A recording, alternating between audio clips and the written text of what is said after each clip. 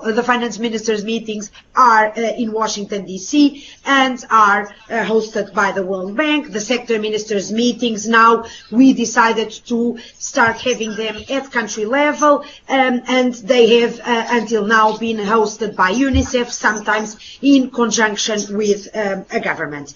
And we hope that these webinars can be useful to highlight, identify issues that should be focused in the context of the support that SWA and its partners give to countries at the national level to support them at country level engagement, but also to determine the agendas of our high level meetings.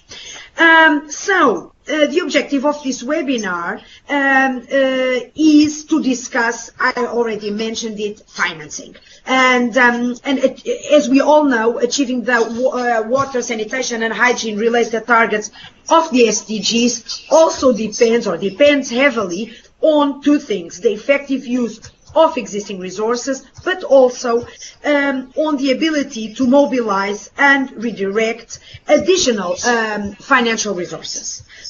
These resources are needed to not only maintain, but also to expand services. So what we want to discuss today is what are the challenges of making strategic use of resources. What keeps our honorable ministers awake at night when we think and when we talk about resources?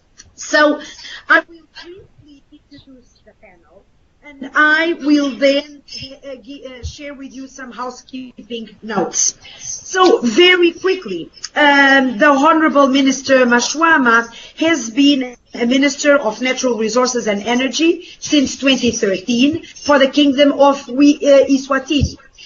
She is also the Vice President on the African Ministers' Council on Water. The Minister Adamu from Nigeria has led the Ministry of Water Resources since 2015. He also has many years experience in the private sector, and now you can see two pictures of the two honorable ministers.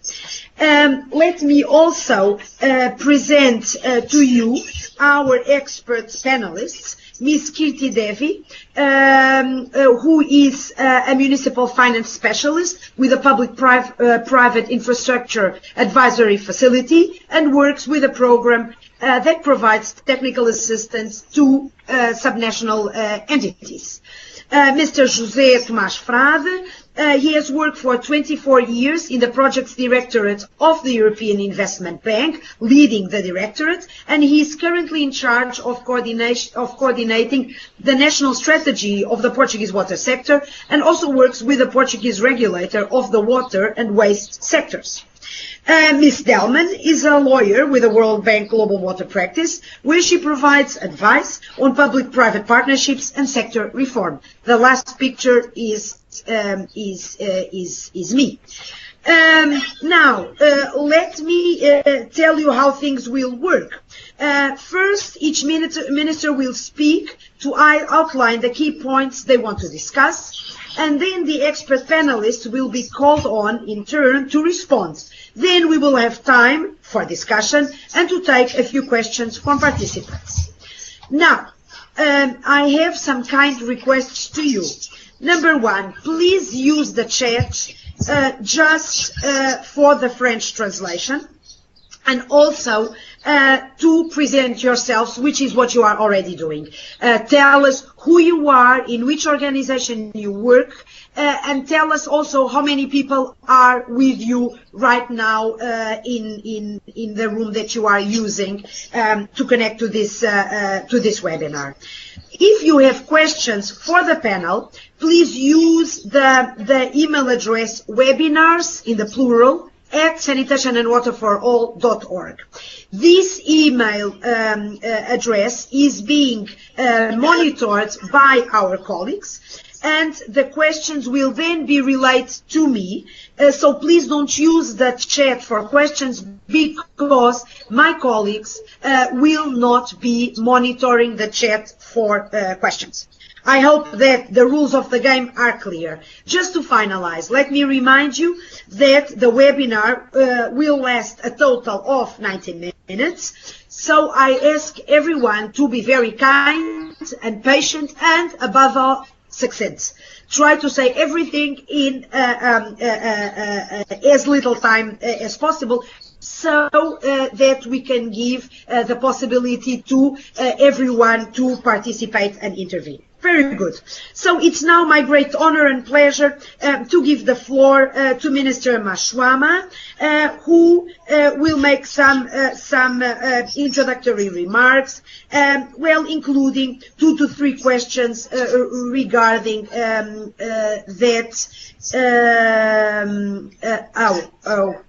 that she faces in Eswatini. Honorable Minister, let me just try to sum up everything I said in French. J'aimerais donner la bienvenue à tous les participants et j'aimerais vous dire que la traduction des interventions va être faite dans le chat du Skype for Business. Je vous prie de ne pas utiliser le chat pour nous poser des questions. Les questions doivent nous être adressées par email sur l'adresse que vous voyez sur l'écran, webinars@sanitationandwaterforall.org, mais continuez à suivre le chat puisque nous allons avoir la traduction de tout ce que nous sommes en train de dire dans le chat. Et le séminaire va prendre 90 minutes et nous allons maintenant commencer avec une intervention introductoire de Son Excellence la ministre Mashwama de Eswatini. Honorable Minister, you have the floor. Cool, Catarina, and bonjour.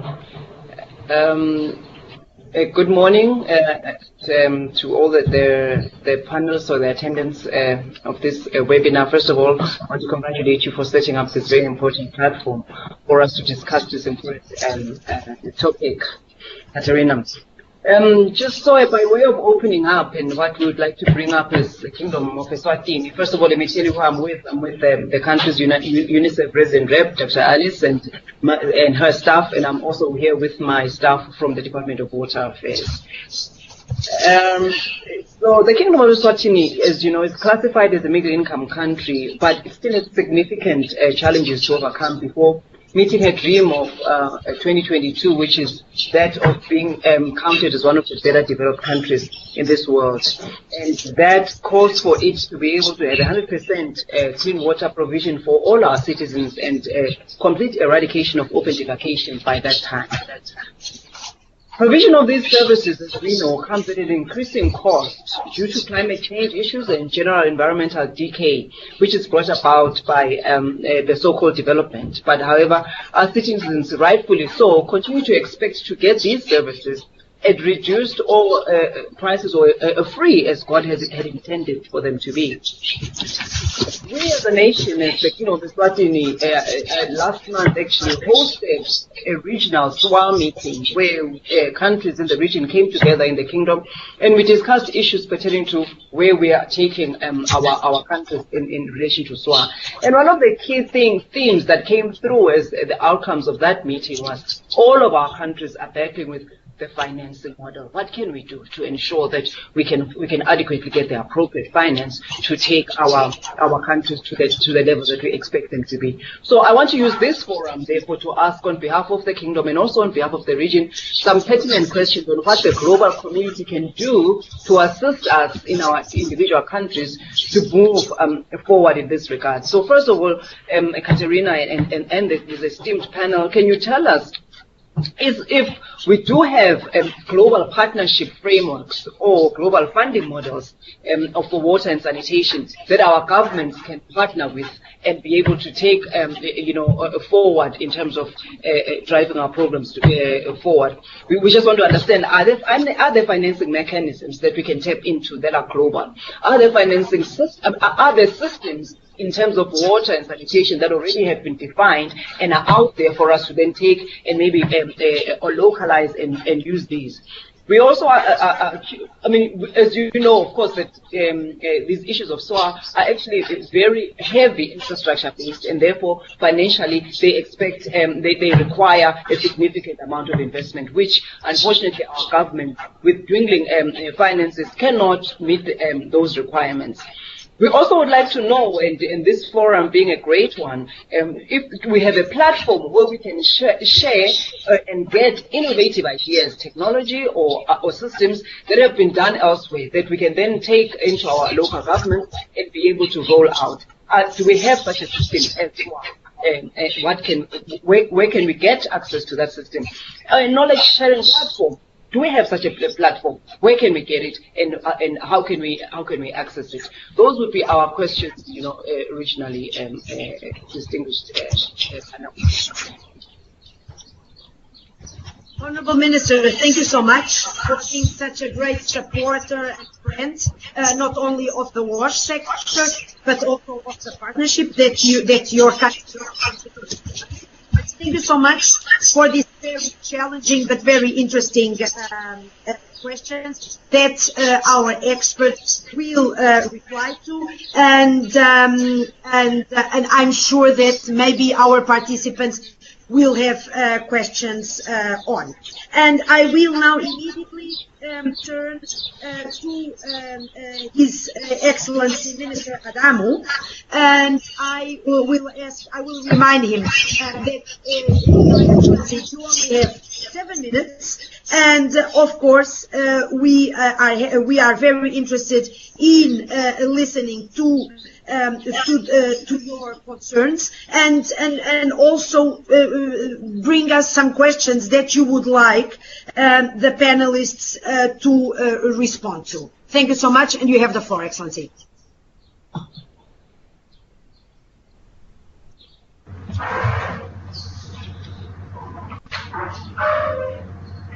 Thank you, and good morning all.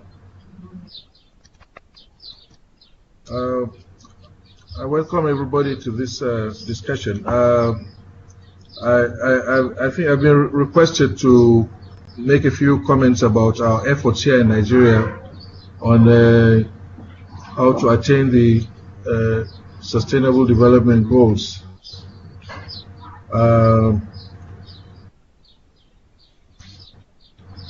We have created a new program in the last 2 years because Nigeria didn't do well in the MDGs as much as we expected. So we created a new program which we call Partners for Expanded Water Supply, Sanitation and Hygiene.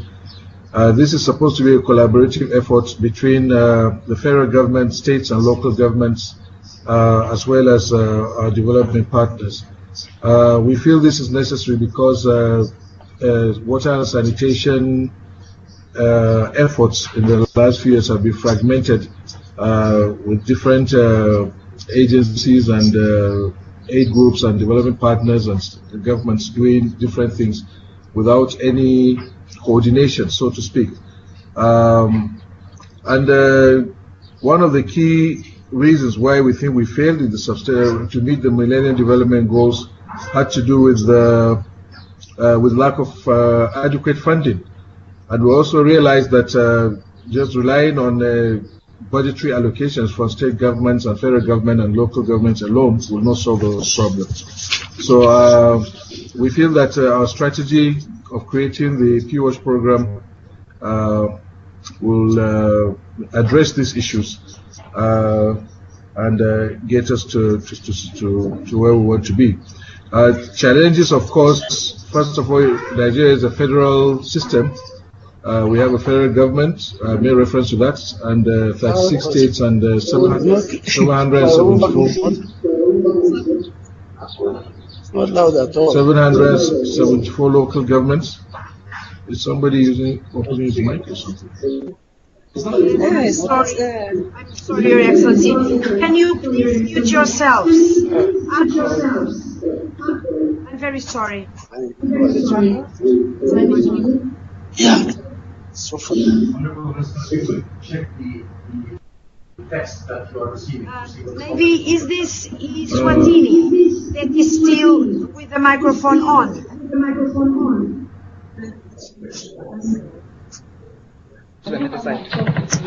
Sorry, our mic is muted. Your mic is muted. Okay. So whoever has the microphone on. Yeah. Okay. I think it's better now. Yeah. So as I was saying, we have 36 state governments plus 774 local governments, and part of our challenge has been how to channel federal government policy to get all these various tiers of government to key in. Luckily for PWASH, we already have 22 out of the 36 states that have subscribed to the protocol, and very soon we are going to begin with the first 2 states of the federation that actually were the first to subscribe. Now, going forward, what we would like to know from this panel, I understand I have 7 minutes, is one, how do we attract private sector to the Nigerian wash sector? Second question, how to get subnational governments to prioritize investments in the sector and to secure the needed political will at state level? And how can the national government derive policy reforms? And how can we make our utilities more viable? Because these I think are very pertinent. I would like to share, gain experience from other members of the panel on what they've been able to achieve on these questions. Thank you very much. Thank you so much, Honorable Minister, and thank you to the 2 ministers.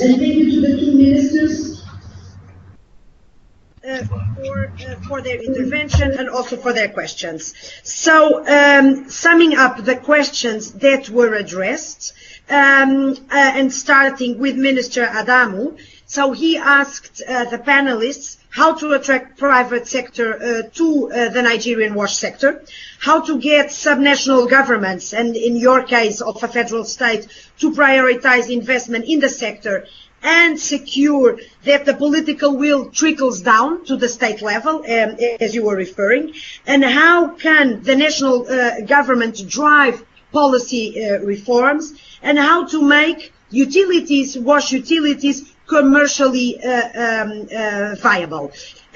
Minister Mashwama also focused on how to attract the private sector to engage in wash. And also she referred to whether she asked about existing financial models. Are there mechanisms, financing mechanisms that are global, that her kingdom and other countries in the region could use, and that could then be localized? So I will then now turn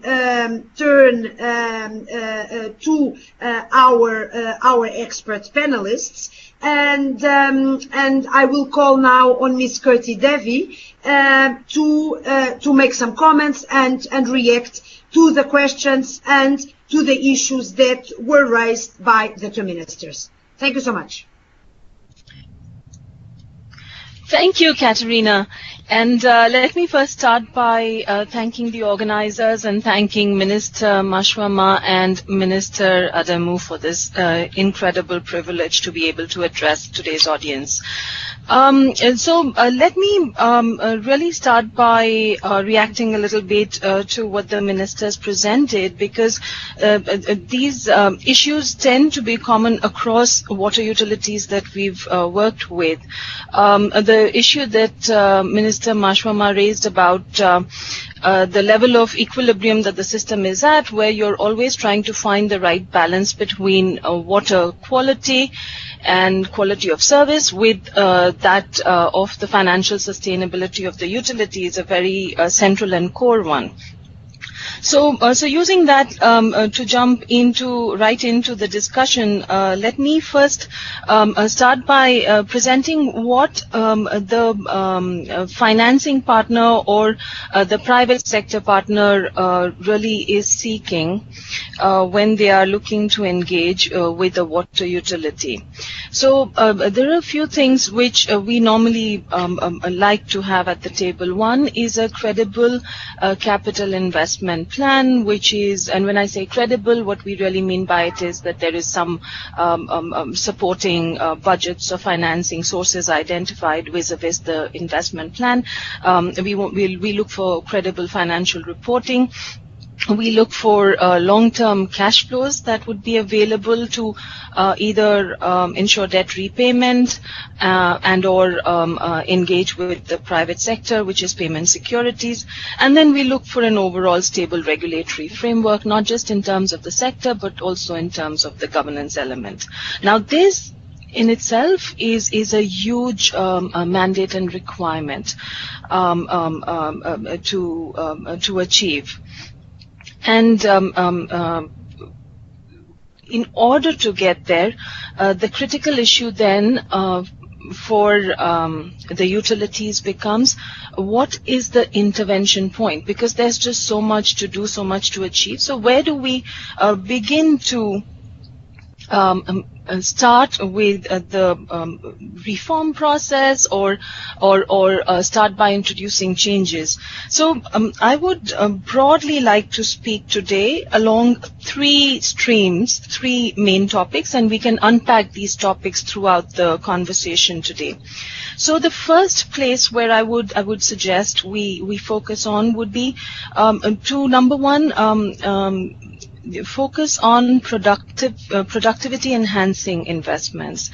That is to say, capital expenditures that will generate revenues and service improvements. So how do we prioritize that, and how do we look at improving our asset management or utilization, which leads me into the next piece, which is really on the OPEX side, which is operating performance efficiencies. And again, where we begin the intervention is really a question of what the specific context is. But on the operating performance efficiencies, the kind of things we look at would be how do you improve your levels of non-revenue water? How do you address your levels of non-revenue water? How do you look at improved working capital management? This is again something that we see across utilities quite a bit, which is the issue around receivables and payables. So if there are certain aspects where we can begin to intervene.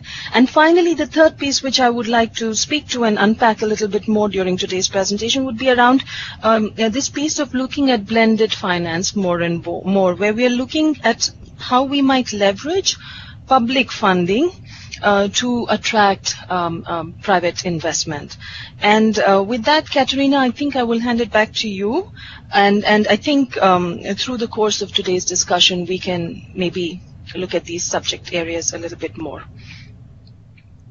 Excellent. Thank you so much, Kirti, for your presentation, for the issues that you mentioned. And I have to say that from my standpoint and working with the SWA, and I think this is also the reaction of many of us, is the big alignment between what you just said and the work that we are doing with our partners in terms of promoting the building blocks, and you saw a panel with the building blocks behind Minister Mashwama, and also the collaborative behaviors that our partners work on, and that they deem indispensable to making sure that we have sustainable services of sanitation and water for all, always and everywhere.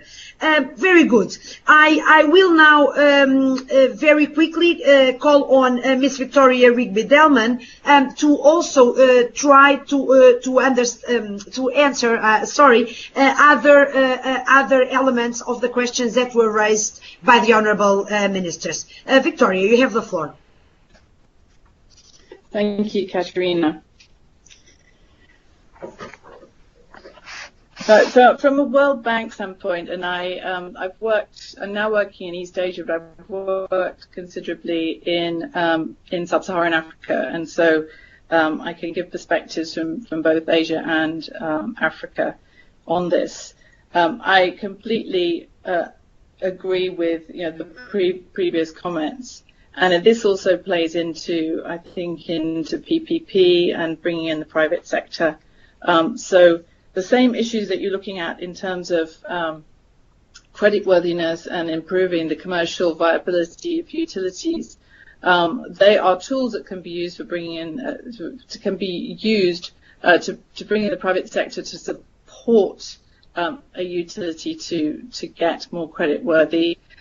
They can also be used as mechanisms for once the utility is in better shape, can actually start attracting private finance.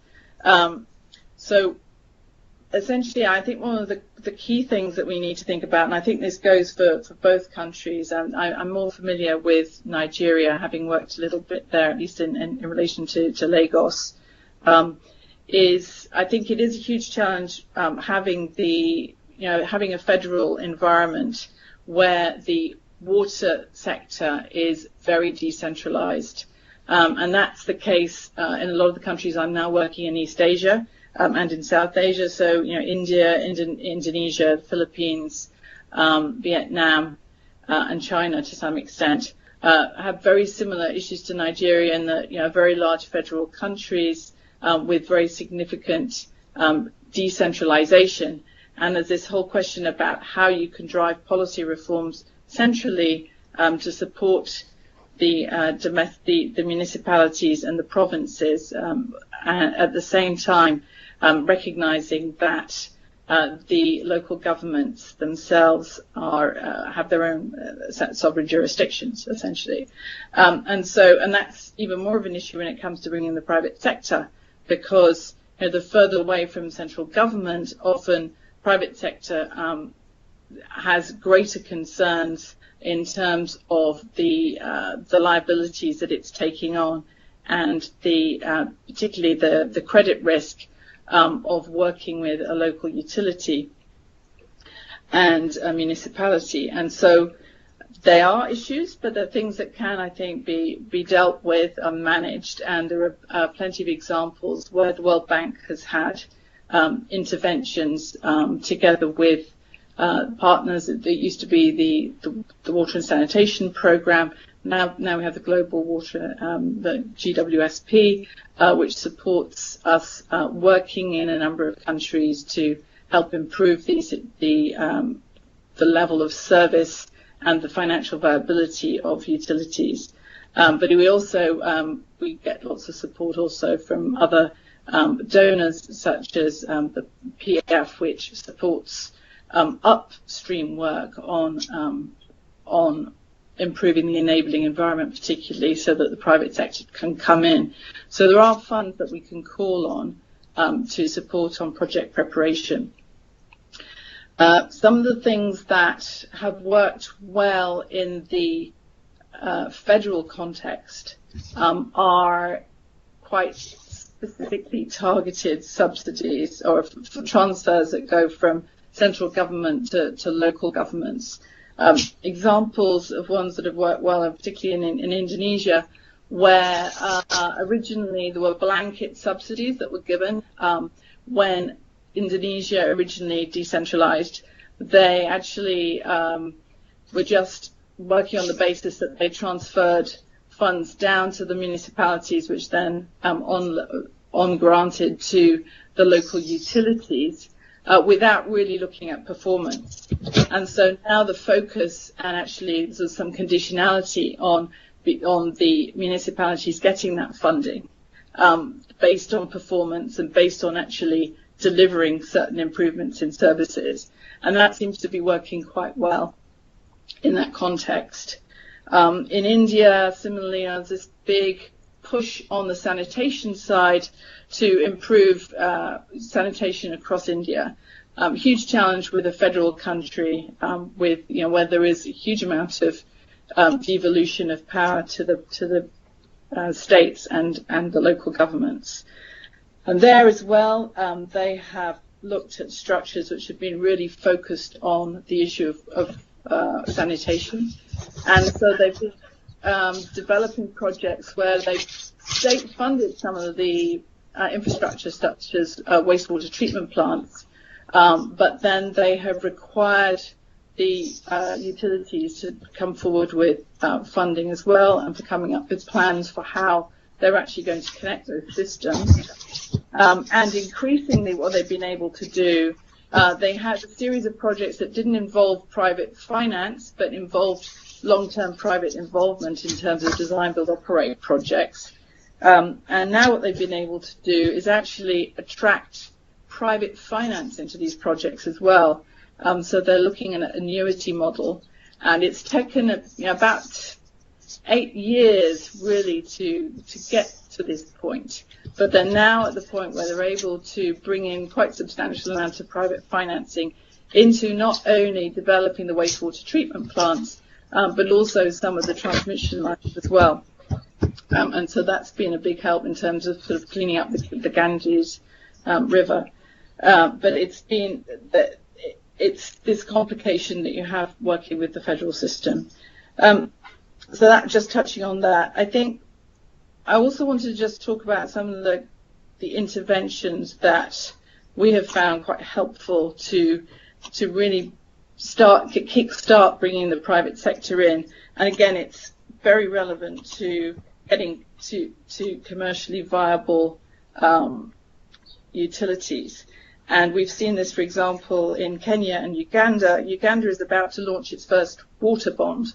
And so it's come a very, very long way, having used a combination of techniques, including performance-based contracts. They have used PPPs in a number of places for some of the small towns to improve the viability of the sector. They've also applied a number of public measures to improve the water utility in Uganda. They've focused on revenues, increasing the revenue base. So recognizing that tariffs are still, a challenge, and getting to the point where you have cost recovery tariffs can be very difficult in a number of countries that we work in. I'm sure that's the case both for Nigeria and for Eswatini. So while the actual tariffs may not necessarily be full cost recovery, by trying to increase the revenue base, increase connections, and then over time increase tariffs, they've done it gradually in Uganda. They've been able to improve their revenue base whilst at the same time squeezing down on operating costs. And so, as was just mentioned before, so particularly on non-revenue water. And one of the things that we've been doing extensively over the past few years is working on performance-based contracts for reducing leakage in particular. So again, that you bring the private sector and they get paid on results. And the World Bank is currently designing a whole suite of tools to be able to help countries do that, both in terms of the project design, but also for projects that involve World Bank support, standard form bidding documents, so that the process is a lot smoother. We're currently trialing that in Tanzania and in Ethiopia. And so we hope that we will have a good solid suite of documents soon. And on that, there's also, again, at the end where you bring in the private sector more, but again, not a huge amount on financing initially, is design, build, operate contracts. And we've seen these particularly popular recently in the wastewater sector. There's been a recognition that often with new technologies, that wastewater treatment plants get built and then they're very difficult to operate, or people don't really know how to manage them, and that also in building them the different designs can result in a very different costing in terms of operations. And so through a design, build, operate contract, which is you have the design, the build and the operate all in one project, then you try and capture the whole life costing of the project. So then someone bidding will have to be thinking about the cost of operations when they're designing the project. And again, these are things which we've now designed some standard bidding documents for this, because we found that it's become such a a useful product on World Bank finance projects, and each time people were having to create new sets of documents. So we've done that. So that's just a couple of things on the sort of the edges of PPP, and I'm happy to talk about more full-on bringing in the private financing later if that's suitable. Thanks. Thank you so much, Victoria, for your answer and for the examples you shared with us. And I will now call on José Frade to also address some other elements of the questions raised today. José, you have the floor. Okay. Thank you for inviting me for this webinar. I think really we are facing a number of issues that are not new to the sector. We've been discussing a lot of the things over the past decades. Some solutions have been found in some countries,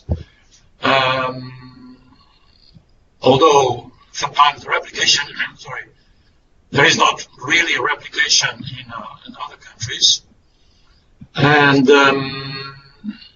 faced with the diversity of issues, really, it seems that the sector is not being capable to address some of these issues and not be able to create a stream flow of financial resources that would help really achieving the SDG 6.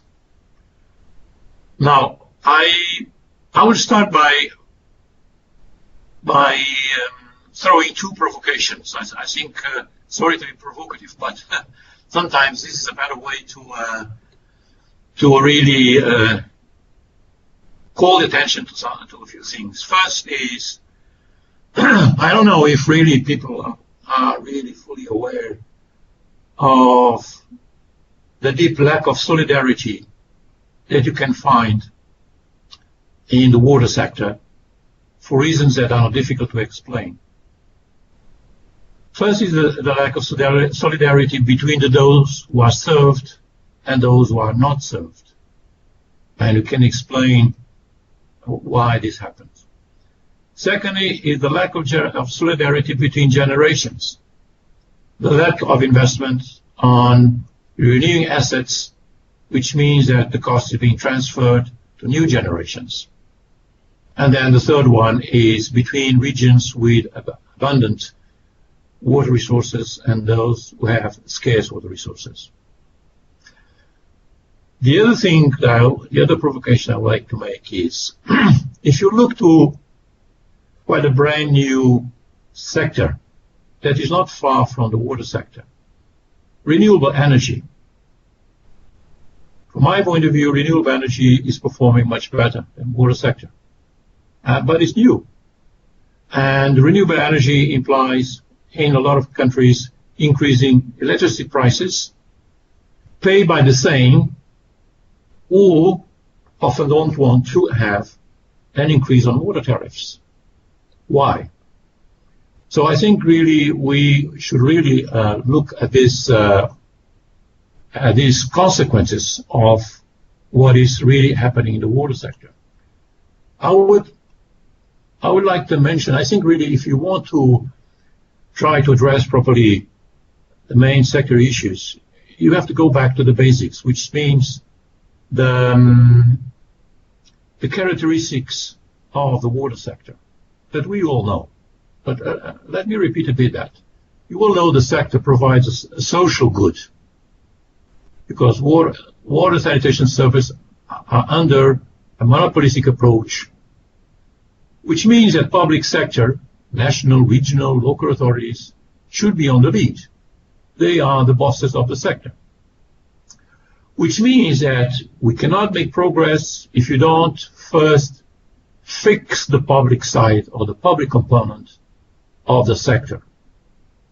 As already said, creating the enabling environment, adequate institutional legal framework, stable context, rule of law, a public sector that should be competent, efficient, provide leadership, good governments, as we all know, professionally run. Being a social good, so we talk about human rights, universal service, this service should be provided at the lowest possible cost of CAPEX and OPEX, what we all mention as cost effective. And the lowest cost of funding also to cover the CAPEX. So that's why often grants comes first from international aid, transfers from taxes from the national taxpayers, then concession loans, then, if feasible, bonds, commercial loans, equity. The other characteristic which is very important and is really conditioning a lot really the solutions is that the sector, as you all know, is capital intensive. So there's always a need to upfront bridge finance to cover the capex of investment in infrastructure for the water services. So the sector cannot get rid of lenders. So that's something, there's a joke I was saying when I was working in the AB. Water sector cannot get rid of the lenders, but should minimize the cost of the money supplied to the sector, as I've mentioned. But at the same time, as you will know, the sector provides an economic good. So the water service can generate revenues from beneficiaries, from users, can have business, can attract private sector, either companies to improve the performance of the service providers or investors to bring private capital, okay? And that's one of the questions being put in this webinar. Really, how can attract private finance? We all know also that, as I said, public funding, namely transfers and taxes, a scarce financial resource, more and more scarce, is not sufficient to cover the funding needs. Okay, blended finance, private capital should be part of the financial resources. They are part of the solution, but they are not the new panacea. Let's not create false expectations. Why? Because you have to create, a country has to create basic conditions to attract this private capital, which is not the case in the large majority of countries, even in developed countries. I know well the European Union sector and a large number of the countries don't have yet the conditions to attract really substantial private capital. Why? Well, the private capital, as you know, needs return, needs debt service that will come mainly from cash flow generated by the users' tariffs, which is a key issue. Let's not discuss about that. But we know there is no cost recovery in the large majority of the countries, which affects the efficiency of the water service providers, and they cannot really borrow money.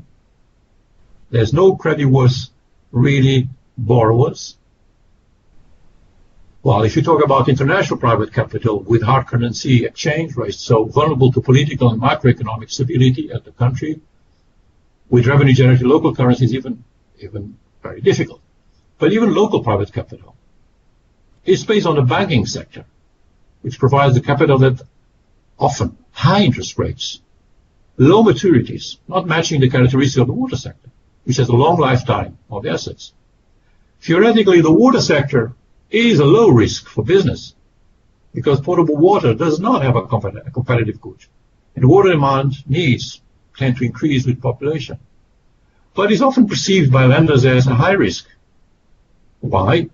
Weak institutional framework and governance, lack of autonomous regulation, substantial political interference, namely on tariff setting, no cost recovery.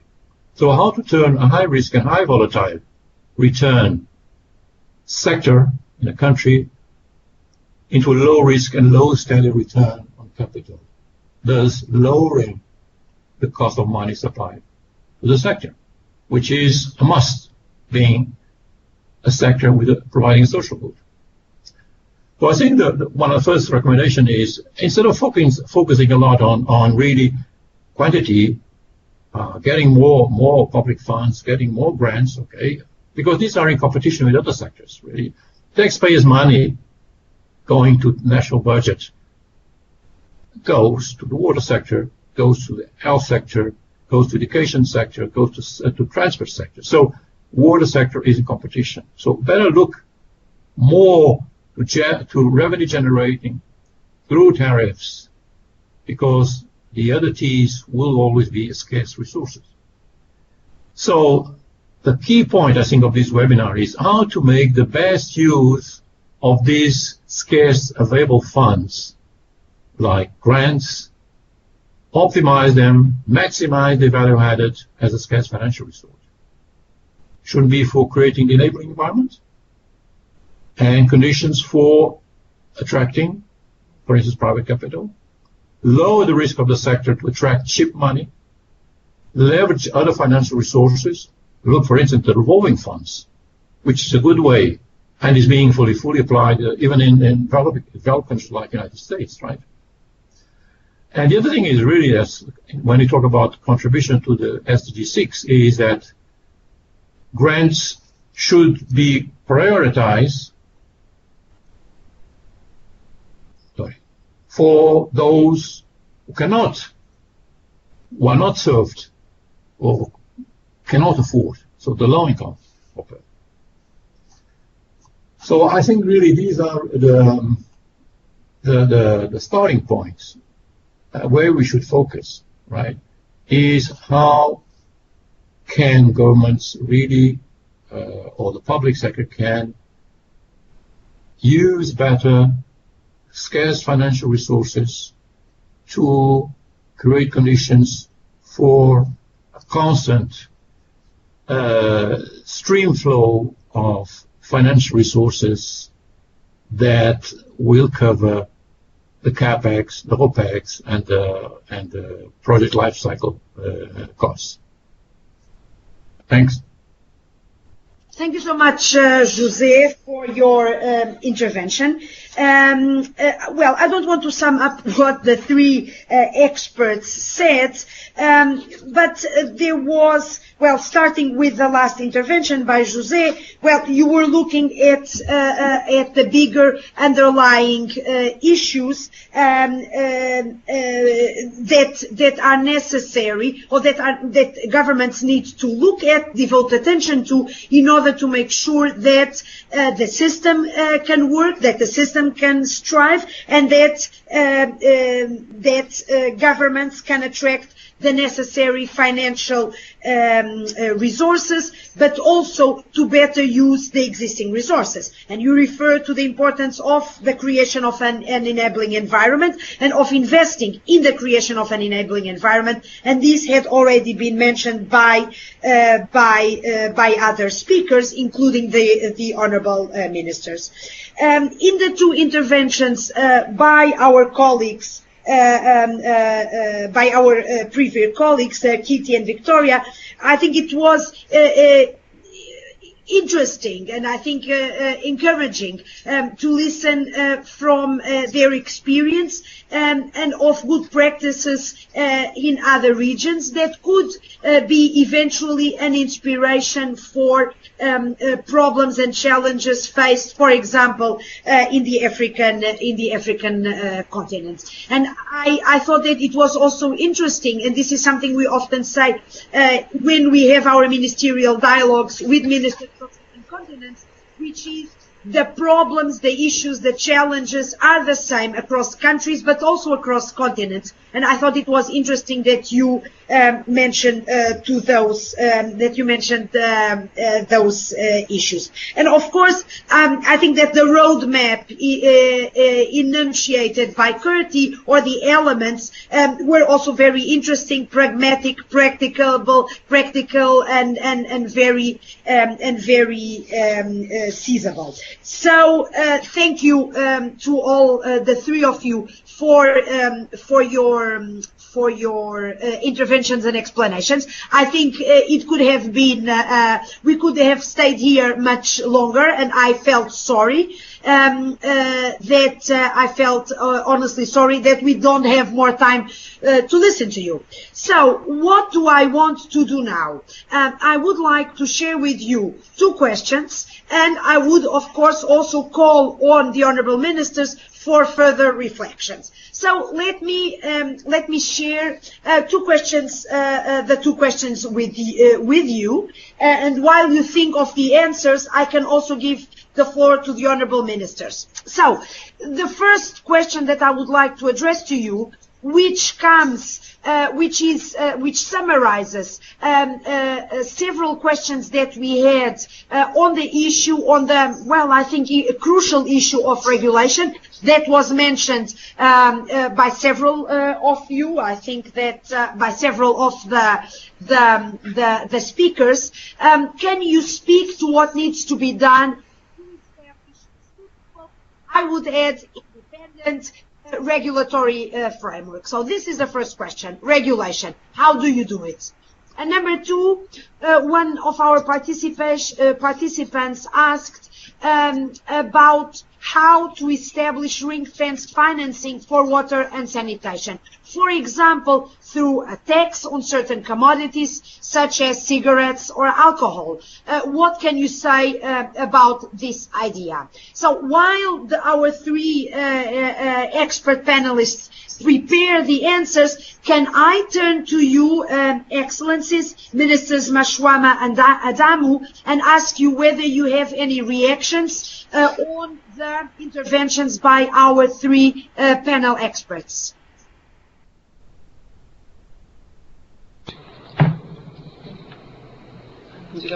Oh, thank you very much, Catarina, and thank you again to our panelists. I think they shared very insightful ideas and experiences in particular, which are important, and I think this platform is good for that. I think one of the things that I had specifically asked, which perhaps we can get even from yourself, Catarina, is the knowledge sharing platform.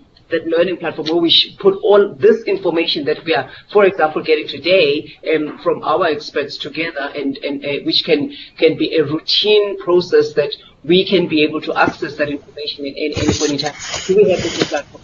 And then again, the positive framework that is there a policy framework that we can all follow worldwide? Because these issues obviously are the same everywhere in the world, as we have heard from our experts. But is there a policy framework that exists that we can that we can take down and use perhaps in our individual countries?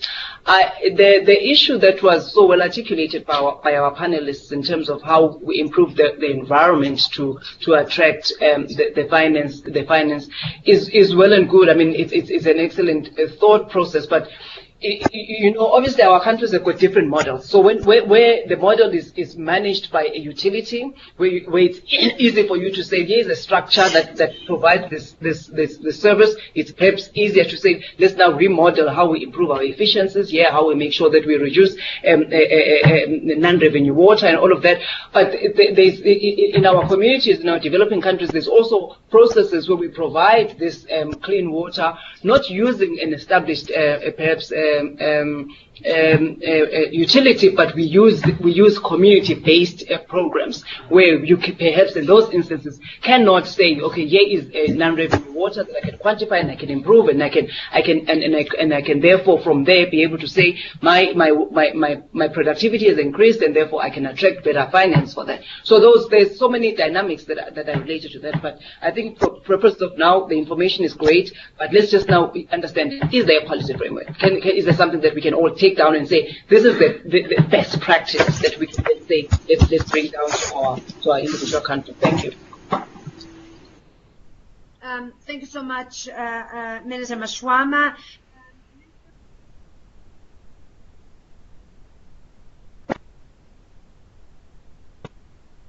Thank you.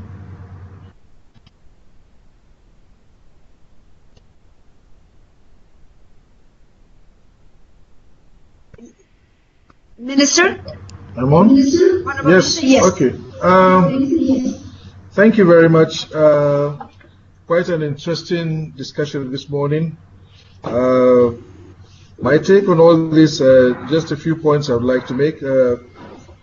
First, I think the idea of blending finance is quite workable here for us, and I think it's one of the ways to go. I thought this mention of water bond is also novel. I recall that here in Nigeria, we created the Green Bond to finance some of our climate change programs, and I think that's one area that can be explored further as we move along. Performance-based contracts, we already started this in Nigeria now. I think there are 2 states in the country, Kaduna and Lagos, that have started working. We're beginning to see some results. That's usually good for urban water supply systems. I would say that I would share that under our the strategy of our PWASH program, we were also trying to create what we call water and sanitation entrepreneurship through microfinancing, and we think that we can create small water schemes and small maybe private sanitation facilities that can attract some good income if the technology is right, with cheap technology, that is, and some kind of funding, because of course big banks may not necessarily want to put in money in such kind of things, at least not in the near future. We don't foresee it. Therefore, pursuing other things, but maybe microfinance institutions are one, hub that we think we can leverage on. In addition, also to leveraging corporate social responsibility funds, because a lot of funds are being, a lot of major corporations are spending a lot of money on a lot of things, on sports, on hospitals, on school buildings, but they've not been paying much attention to water and sanitation, and this is one of the messages that we want to take across to them. But in all the discourse about water and sanitation, I always believe that something is missing, and that is that for us developing countries, the biggest challenge it's not only about operation and maintenance, but the high capital cost of water technology. And I think until we can find a way to make water technology cheaper and more affordable, it will continue to be a challenge.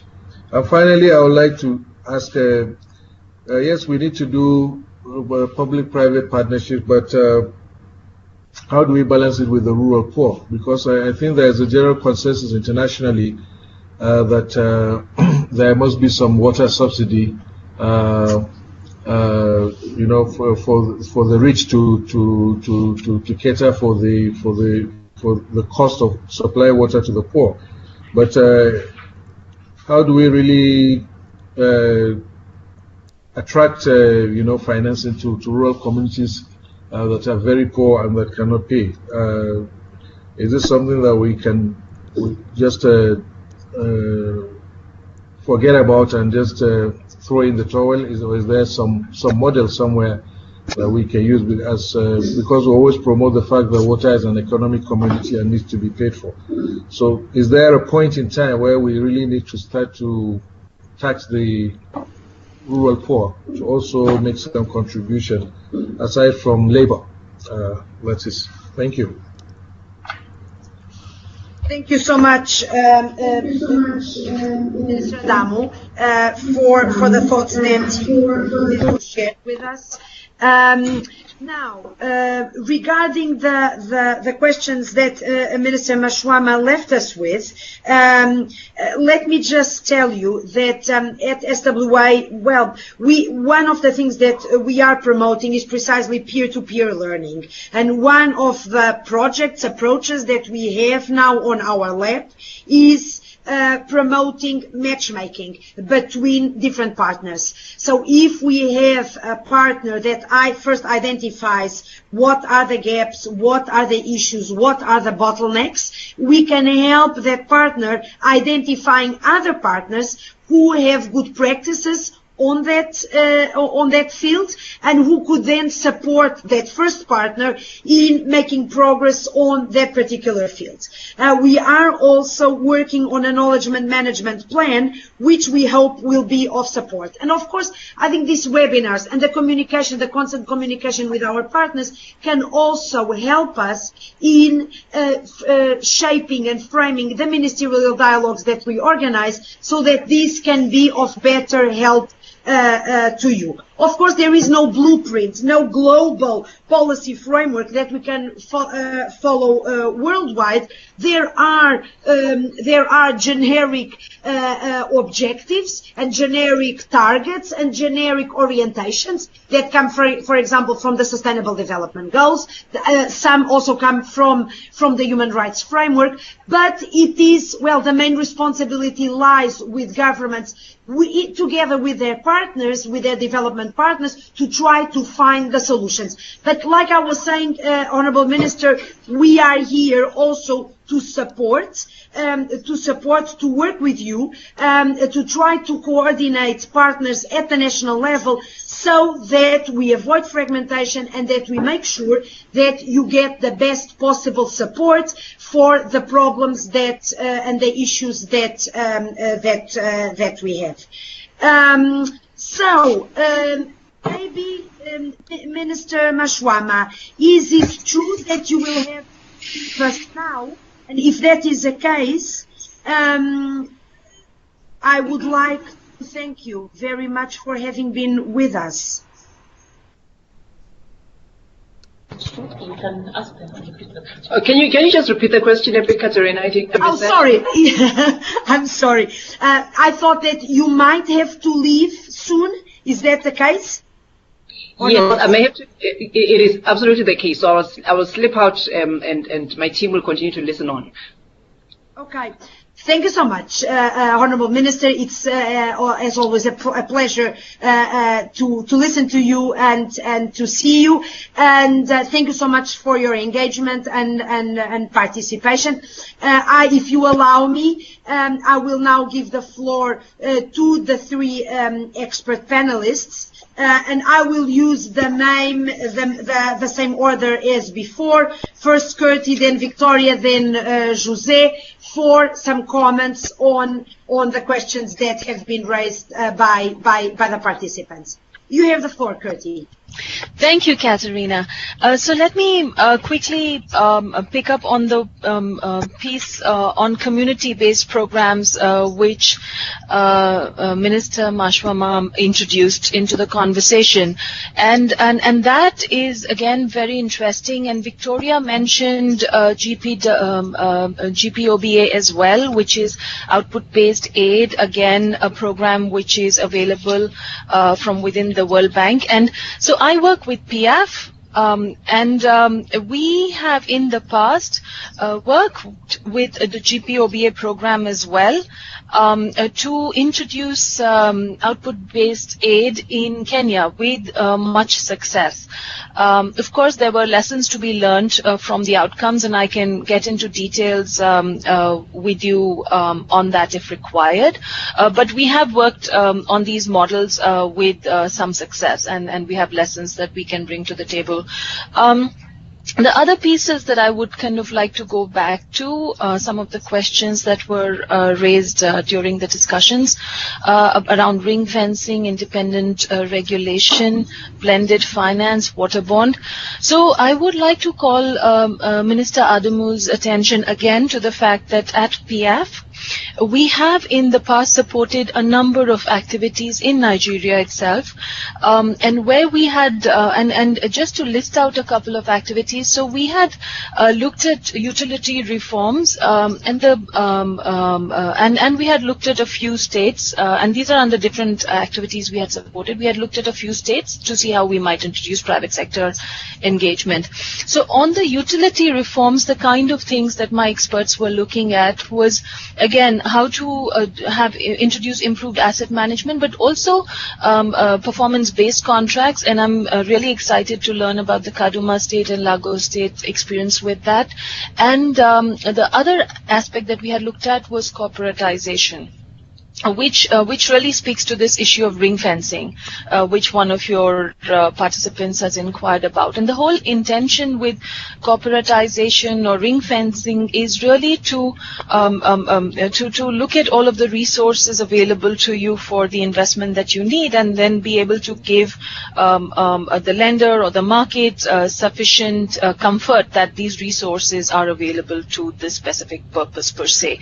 Your participant inquired about bringing in other resources or other taxes to this ring-fenced arrangement, and that also typically does tend to be the case for us. As one of the other experts pointed out, tariffs in our country context typically is not where it needs to be, and there is much of a distance to be traveled between where it is at and where it needs to get at, because even as you increase tariff, you have to make sure you're improving service, you have to improve the infrastructure. So it is something that we expect will happen in a slightly longer term horizon. It is not going to be a one-time intervention and fix, and because that time requirement is involved, we in the interim will have to tap into other resources, which might be tax-based resources. So yes, we do have some experience around corporatization, performance-based contracts, asset management. On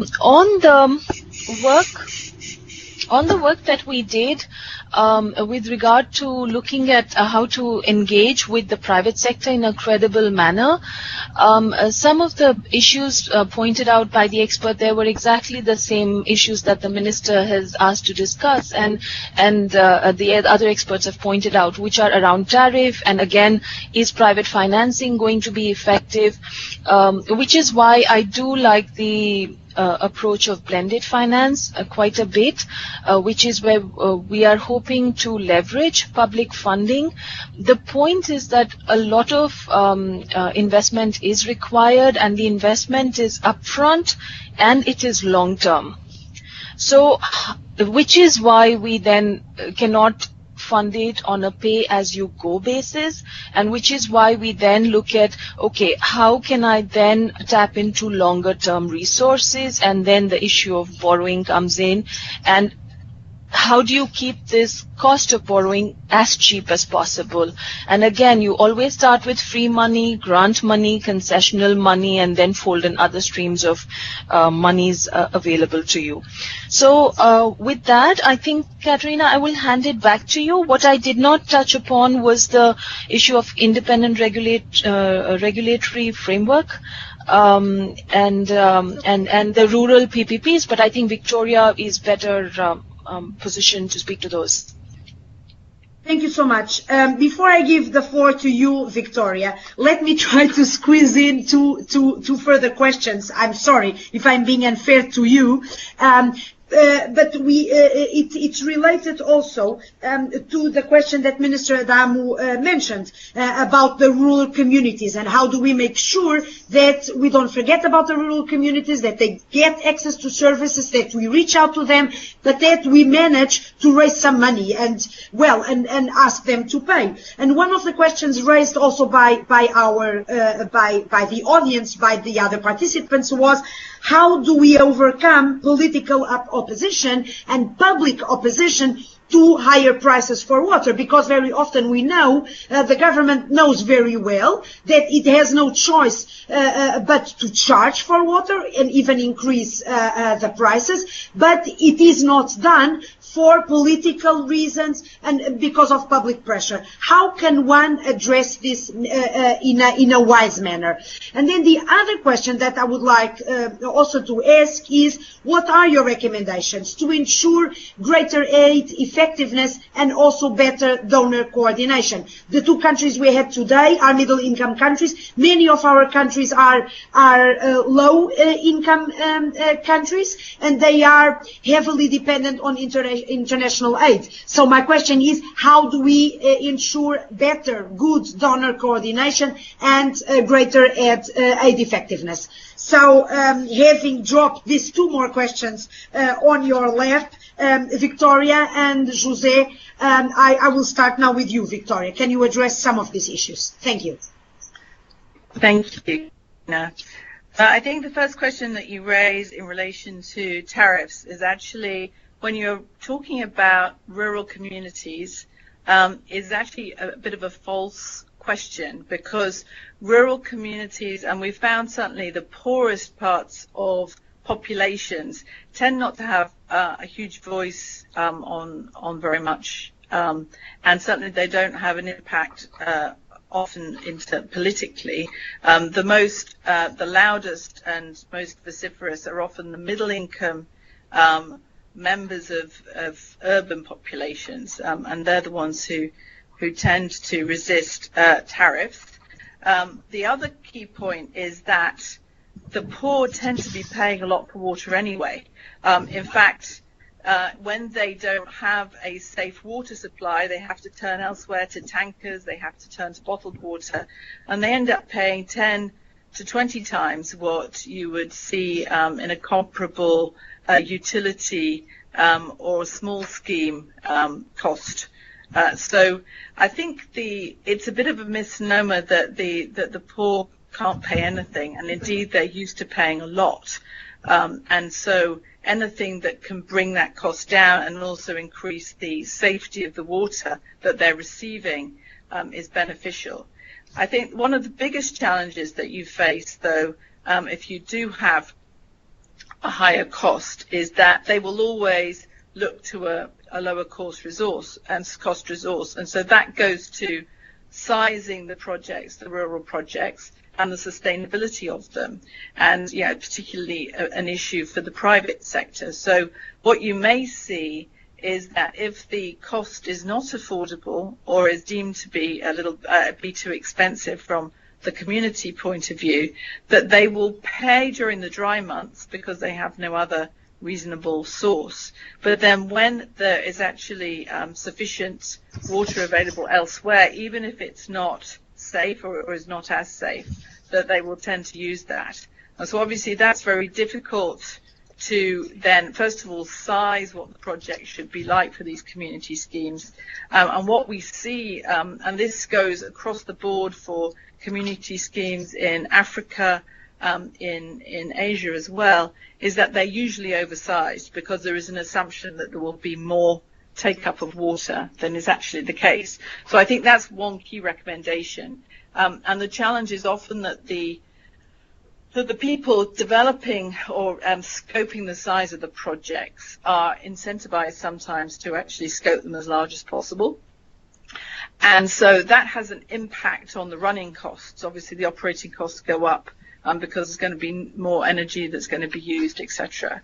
And so looking at the sizing of it, looking at technical innovation. So one of the things that we've been exploring quite a bit in East Africa is the use of solar pumps, which have been proving to actually be very resilient, and they can reduce the costs of operations of these schemes quite dramatically. And then as far as bringing private sector in and ensuring sustainability, so one of the challenges that we see also with rural schemes is the sustainability of them, both in terms of the sizing, but also making sure that communities really are operating them well. And so, creating some kind of incentive, even having one person who's responsible for managing them can be one direction to go in. Or you can go down the PPP route. And what we have seen, particularly in West Africa, in some of the Francophone countries, Benin is a very good example, is rural schemes which have been clustered together. So there'll be a number of villages that will be pulled together under a scheme that will be then managed by a private operator. So the benefits that you get there, obviously, you get efficiencies, economies of scale, and so you can start to bring down operating costs. It starts to become viable. And so in those projects, what we've seen is actually there has been a little bit of private investment. So we've been able to blend public and private financing, and they're projects which may run for, say, 10 years, and in that scenario, it also means that because they're slightly bigger schemes, they attract slightly more professional operators as well. And so you're bringing in more technical expertise. And that has been very successful for Benin, and they're now really scaling it up there. And it's also the case in Senegal that approach is being applied significantly. There's been less private finance initially, but the schemes have been clustered together, and professional operators have been brought in and are delivering very good results. And just the last thing I wanted to say on sort of getting back on technology on these small schemes, we did a lot of analysis of whether the poor, and particularly the rural poor and rural communities, are willing to use prepaid meters and the impact of that. It's actually been, we were quite surprised, it's quite a positive response. So requiring people to prepay for water is another way of ensuring there is some kind of a revenue stream coming in, obviously. And it seems that there is very little opposition, particularly from the poorest and from the rural communities, because they're used to doing that in relation to tankered water and for bottled water, etc. So they're just a few thoughts. I'm not sure if I've addressed. Oh, you wanted me to talk about how you get coordination. I think it is a challenge, and we're all, I think, struggling with that. There are different models that have worked in different places. So I used to be based in Tanzania, where we had a basket, a donor basket of funds, where there was the Tanzania program for water covering the whole country, and then the donor basket was either combined together, so all of the money was then used for different activities, or where specific donors wanted to fund a particular town or a particular activity. That could be done, but it all was channeled through this same process. It was quite successful, but it had a number of challenges, and not all the donors got on board, which made it a little difficult. There are a few specific donors, that, particularly bilaterals, that don't want to do that. And so it makes it difficult. But depending on the countries, there can be a lot of coordination, and particularly between the IFIs, and certainly some of the donors who are active in Africa are very interested in. We've done a lot of collaboration with DFID, with KFW, with AFD as well, so the French, the Germans, and the British. So there's been a lot of coordination across Africa, and also with African Development Bank. Less so with some of the other donors, though I have to acknowledge that. Thank you so much, Victoria, for your comments. José, can you take the floor and share some insights with us, please? Yes, okay, thanks, Catarina. Well, I've just give my contribution to some of the questions being raised, namely the question about communities based systems, rural communities. Although there's a high diversity of situations in the water sector, and for instance, in terms of service provision, we don't have only major utilities. We have small utilities, small operators, small private vendors, community-based service providers. But they are service providers, so there are basic principles to be respected. So even at the community level, we have to be sure that those who provide the service within the community provided service of good quality to ensure that people are ready to pay and cover their costs, namely O&M costs. Okay. Now, being population that can really have a much lower affordability, government can contribute with grant money to cover most of the capex. But often, really, there's renewal to be made of assets, and there is additional funding that either a community-based provider or a private vendor or private operators have to look for additional funding. Often I saw really in a lot of cases, some of them trying, well, there's the OBA approach, which is really a good case. Some trying to get microfinance. But microfinance under the current conditions is not matching the characteristics of the sector, because the lifetime of the assets, for instance, extending pipelines to serve really people, can be 10 years, 15 years. And maturity of microfinance could be 2 years. So it's cost money, it's costly money, right? And often really interest rate is not as low as it could be. So this is again about trying to find the best way to create conditions to make the lowest possible cost of money, good service provision, and full cost recovery of the costs incurred, which means really taking into account really the grant money, what is left to be covered and be paid back. Now, for instance, case of really of prepaid metering, I saw very good examples of really of the poor accepting that, because it is not difficult to understand, because most of the poor communities, poor families, the budget is managed by women, and is managed on a daily basis. They prefer to go and buy a token and put it in the water kiosk and get water, that getting a monthly bill, and they will never have the money to pay for that. So there's very good examples of things that can be applied even at a very local or community-based level that can work properly. But the question raised by you, Catarina, about the tariff is affordability. Well, it brings me again to this issue of lack of solidarity.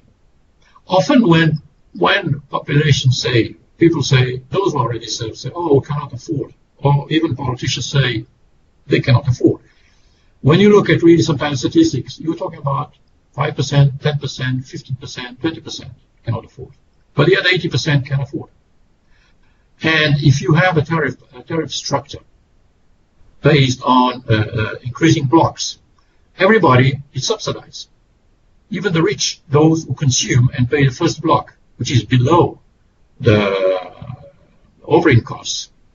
So they are being subsidized. So I think that so if hello, can you hear me? We can. Go on, José. Okay. So so the question is, one has to target well the use of grant funds really to really subsidize those who really need, to really subsidize really infrastructure to serve those who cannot afford, and really consider that, as I said before, if people have been able in the past decades to pay high electricity prices caused by the promotion of renewable energy, they are the same who paid the water prices. So where is the rationale here? Why people are ready to pay increased electricity prices because of that, because of the renewable energy, and really are not accepting the water price? So I think really maybe the sector is not communicating well, or not really valuing well the value of water, because it's taken as granted. Now the question of Minister Adamu about the private finance, it's all about lowering the risk of the sector. If the sector risk is not lowered, it will be very difficult to promote really more and more private finance. And what we need in the sector is scaling up, to scale up financial resources and leverage really, and use maybe, as I said, public funding to leverage other resources. How many utilities in the world are issuing bonds? Well, not many. Maybe even in developed world. So this, or what about PPPs as really BOTs? These are discrete solutions. Okay, they are good for huge infrastructure like treatment plants, but they are not really the ones that we can count on to provide the stream flow of resources, right? That's the big thing. We have to scale up financial resources so that flow of money comes into the sector, which means again the enabling environment and low risk. And part of this goes through regulation. Well, I'm really the chairman of the advisory board of the National Water Regulator in Portugal. And how important is to have a good regulation in developing countries or in developed countries. But sometimes it's a sensitive thing. And really, there's plenty of a good experience that can be shared, as it was mentioned before. It's not easy, because even I reached in Portugal, where I'm really following the process. We are in the middle of setting a new tariff regulation based on what? Cost plus, revenue cap, price cap, and this is at national level. I'm not talking about regulating contract by contract, which has been really perceived by people as the regulation. I'm talking about regulating a sector. The regulator is the technical and economic arm of the governments to implement and ensure the right sustainable framework, sustainable from the technical point of view, sustainable from the financial and economic point of view. So from my point of view, regulation is a must. But of course, you have different models.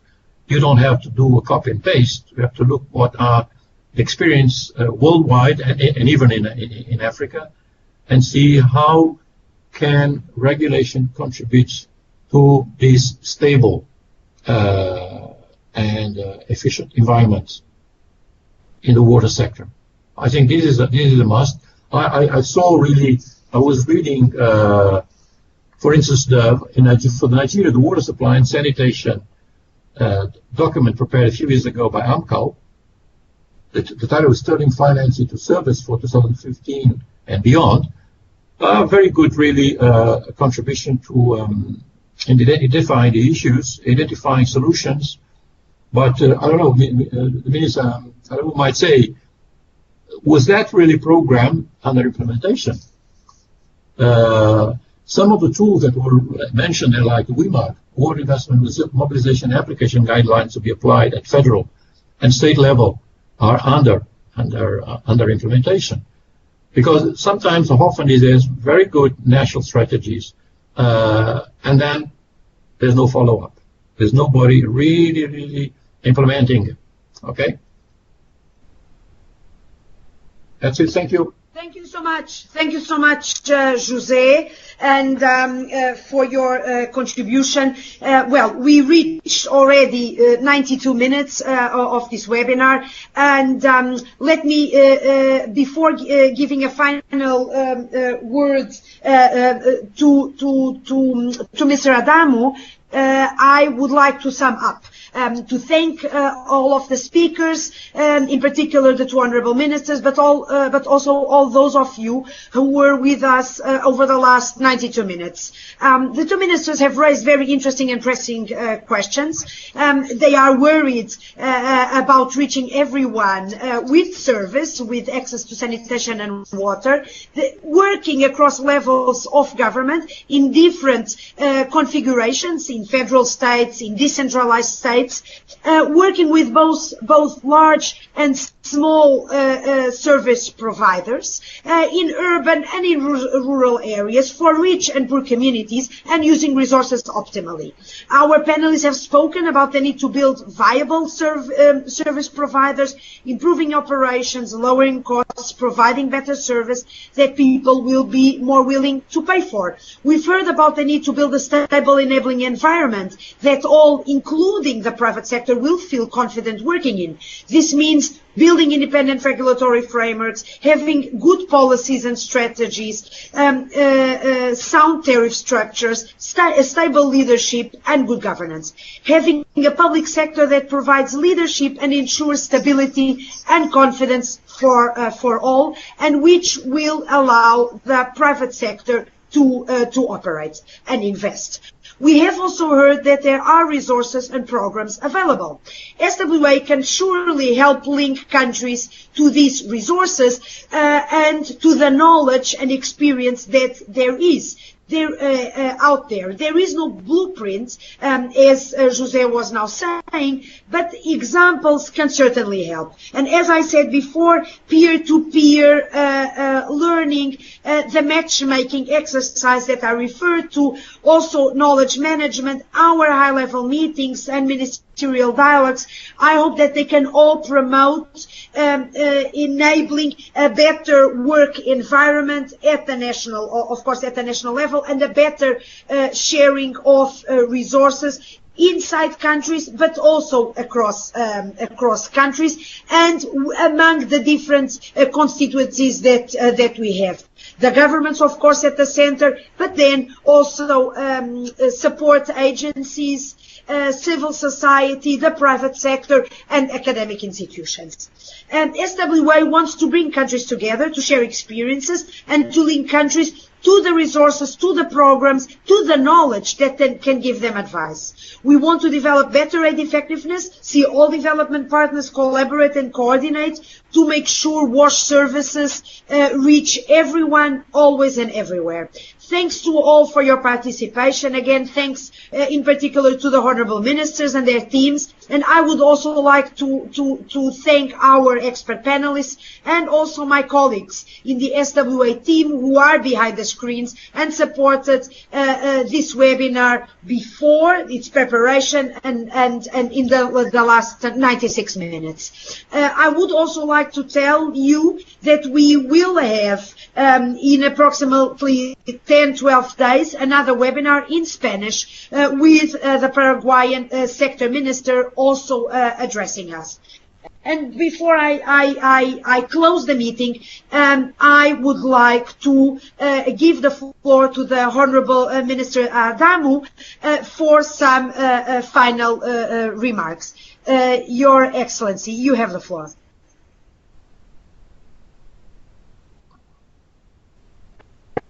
Thank you very much. I'd like to say that it's been quite an interesting webinar. But my closing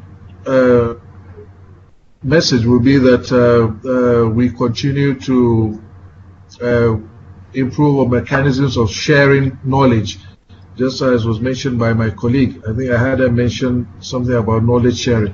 This is very, very important because when we know, especially the experiences of other territories, you have mentioned that no two solutions are the same. Yeah, and you know, there is no one size that fits all.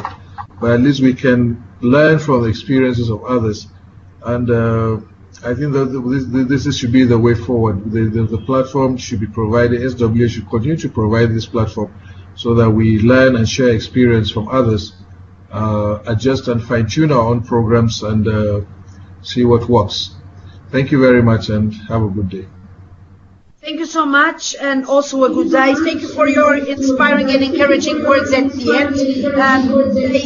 They will guide years to come. Thank you so much. Thanks to everyone. Thank you. Thank you. Thank you. Thank you. Thank you.